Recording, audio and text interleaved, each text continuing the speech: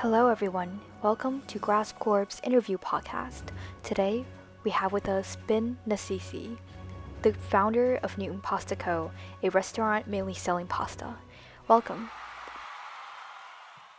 Since I was little, I've been cooking and doing all this stuff. So basically, where I work is at Create a Cook in the Highlands, and all the time they make pasta, and it was like the most popular thing. So I decided, you know what, and why not I just start making pasta myself, and I started making it. Everyone I made it for said it was amazing, but basically everyone liked it a lot and said it was so much better than dried pasta you get from the store. So basically I just started packaging it up and kind of decided to start this small business. Oh, that's very cool. So how do you cook so well? Because many times I try baking the cheesecake, because I just really like the cheesecake, but then every time just tastes exactly like cream cheese. So yeah, how do you cook well?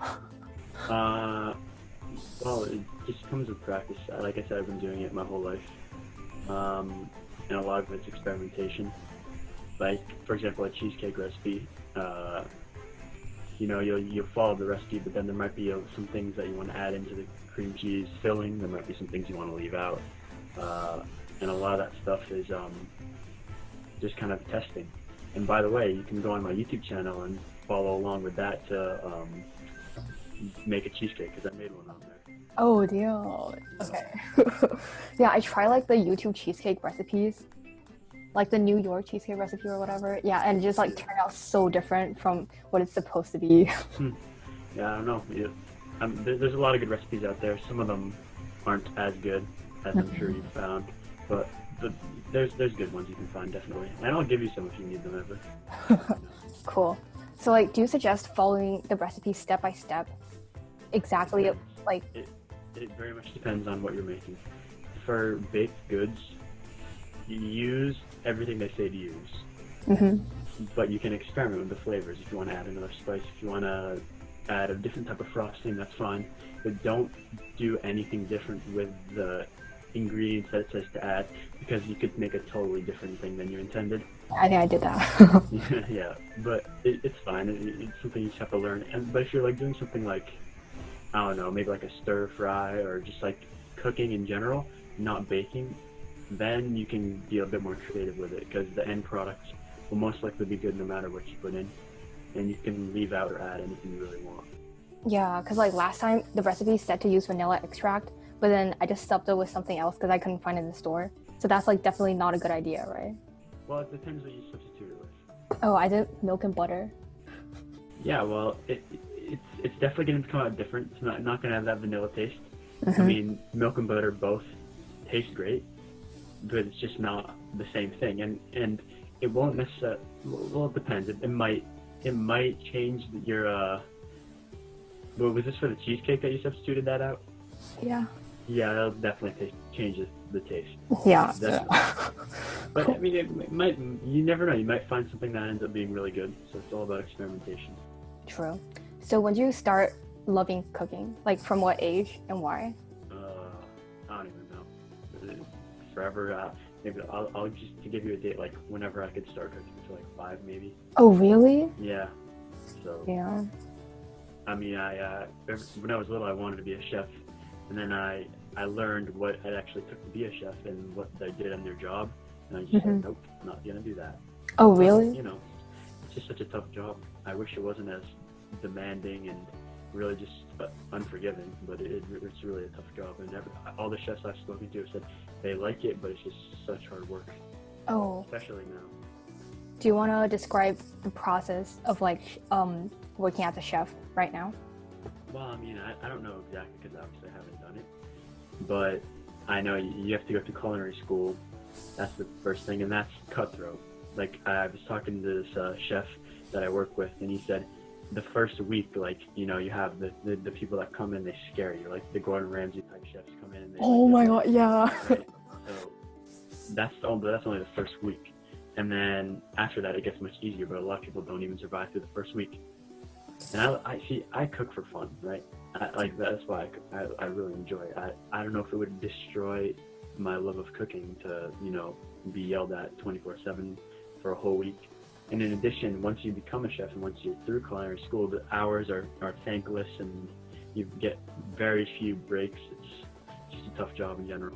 Oh, so what do you want to do in the future? What do I want to do in the future? Good question. Yeah, I don't know. Cool. Oh, so like you said you worked in the Noon Highlands restaurant or whatever. Like, is it a pleasant experience? Yeah, I love working there. I still currently work there. Oh, what do you do? You know, Do you cook? So it's interesting. I'm in the process of moving towards instructor. So right now I'm an assistant, so I help out the chef with everything they need. And most of the chefs there right now are like actual chefs who went through culinary school and like, you know, do all that. Right now I'm just an assistant, so I help them out. But hopefully I'm moving towards instructor. I'll teach like birthday parties and more low-key classes, not like the huge classes that the actual chefs teach. But in the future, maybe, I don't know, we'll see. But that's kind of what I do at this point. Then how stressful do you find? Because it's almost senior year. How stressful do I find? Yeah. Just, like life in general? Sure, and just cooking with like academics and all that. Oh, well, I'm not very stressed about school. I know I probably Okay. should be. I know I probably should be. Yes. It's not, okay, hold on. My computer's downloading something and it definitely should be canceled. Hold on. Okay, there we go. I canceled it. It's all good. Yeah. But I think in my life, I find that when I'm doing things that I enjoy, all the other things kind of just fall to the background. Oh my god. And So then, deep. Well, no. I think it's more deep than I meant it to be. But it's basically just I should be thinking about school, but I'm not as much as I should be. Although, like, I'm just not too worried about it. But I should be, basically, is the fact of the matter. And, I mean, there is a bit of stress with it, but I don't think this cooking, like balancing cooking with school is not what's causing that stress. Basically is what I'm trying to say. Cool. My priorities are just strange, is what I would say. I prioritize school a lot. But right now, at least, with school being so uncertain, and especially with virtual, which just didn't work for a lot of people. Yeah. I'm finding that I'm prioritizing other things above school, even though I probably shouldn't be, like I said. Then do you like worry about your future? Yeah, of course. I mean, as much as the next person. Like, what am I going to do? Where am I going to go to school? All this type of stuff. Yeah. But, you know, I think for the short term, especially right now during the summer, I'm trying to just, focus on things I enjoy.